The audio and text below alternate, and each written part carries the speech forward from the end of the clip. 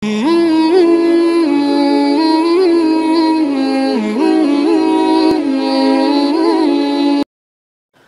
dalam berhutang akan menyeret seseorang pada kebiasaan menunda-nunda pembayaran atau malah mengakibatkan hilangnya barang orang lain. Memperingatkan akibat perbuatan itu, Rasulullah SAW telah bersabda, "Man akhadha amwalan nasi yuridu ada'aha addallahu an, wa man akhadha yuridu itlafaha atlafahullah." Barang siapa yang mengambil atau berhutang harta manusia dan ia ingin melunasinya, niscaya Allah akan melunaskan utangnya.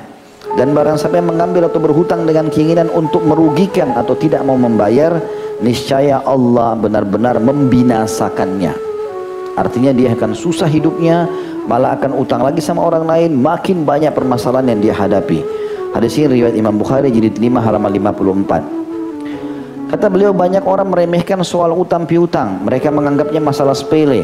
Padahal di sisi Allah hutang piutang merupakan masalah yang sangat besar. Bahkan hingga seorang yang mati syahid pun yang memiliki berbagai keistimewaan yang agung, pahala yang besar dan derajat yang tinggi tidak lepas dari urusan hutang piutang ini. Dalil yang menegaskan tersebut adalah sabda Rasulullah SAW, "Subhanallah, madza anzalallahu minasy tasydidi fid dain, walladzi nafsi biyadihi, law anna rajulan qutila fi sabilillahi thumma uhyiya thumma qutila thumma uhyiya thumma qutila wa alaihi dainun ma dakhalal jannata hatta yuqda anhu dainu." Yang artinya, Maha Suci Allah, betapa keras apa yang diturunkan Allah dalam urusan hutang piutang. Saya ulangi lagi, kata Nabi SAW, Maha Suci Allah, betapa keras apa yang diturunkan Allah dalam urusan utang piutang. Demi zat yang jiwaku ada di tangannya, maksudnya demi Allah, seandainya seseorang laki-laki terbunuh di jalan Allah, mati syahid, kemudian ia dihidupkan lalu dibunuh lagi, kemudian dihidupkan lalu dibunuh lagi, 3 kali mati syahid, sedang ia memiliki utang, pasti dia tidak akan masuk surga sampai utangnya dibayarkan. Hadis ini riwayat An-Nasai dan disebutkan dalam Shahihul Jami' nomor 3594. Jadi orang mati syahid pun gak akan masuk surga, padahal sudah pasti dijamin surga selama masih punya utang. Setelah mengetahui hal tersebut, kata beliau, masih tak pedulikah orang-orang yang menggampangkan urusan utang piutang ini? Orang yang teman-teman sekalian tidak mau membayar utang, sengaja menahan hak-haknya orang, ini bahaya sekali. Masuk dalam masalah ini adalah hadis yang berbunyi, matlul ghani zulm, hadis sahih. Penundaan pembayaran utang bagi orang yang mampu adalah kezaliman, dan itu dosa besar juga. Kalau dia punya kemampuan lalu dia sengaja utang, ya. Jadi ada 2 ancaman di sini, ancaman kena kepada orang yang mampu tapi sengaja tunda-tunda pembayaran, atau orang yang utang tapi memang niat dari awal tidak mau bayar. Dua-duanya kena ancaman-ancaman ini.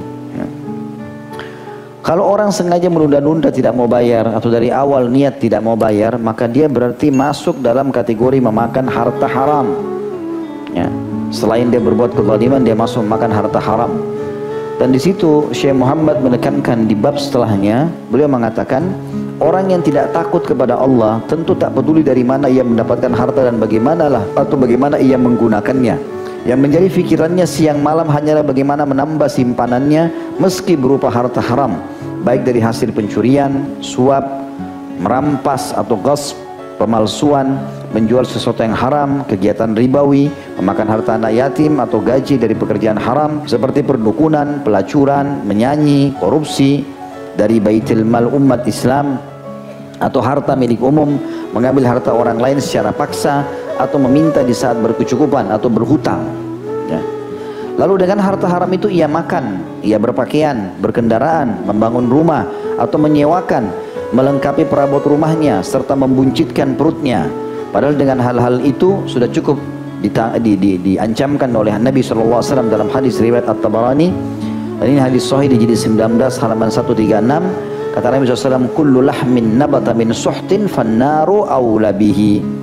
Semua daging yang tumbuh dari haram, maka neraka lebih pantas baginya. Pada hari kiamat, ia akan ditanya tentang hartanya, dari mana ia peroleh dan bagaimana ia menggunakannya. Di sana ia tentu akan mengalami kerugian dan kehancuran besar. Karena itu orang yang memiliki harta haram hendaklah segera berlepas diri darinya.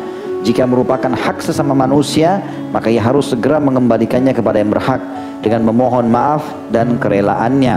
Sebelum datang suatu hari yang utang piutang tidak lagi dibayar dengan utang, tapi semuanya hanya bisa dengan pahala si pelaku, atau dia terbebani dengan dosa orang yang terzalimi.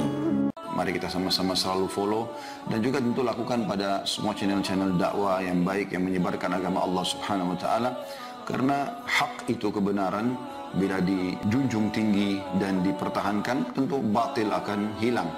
Namun kalau kita tidak bekerja sama dalam mendukung kebenaran, maka otomatis kebatilan akan merajalela.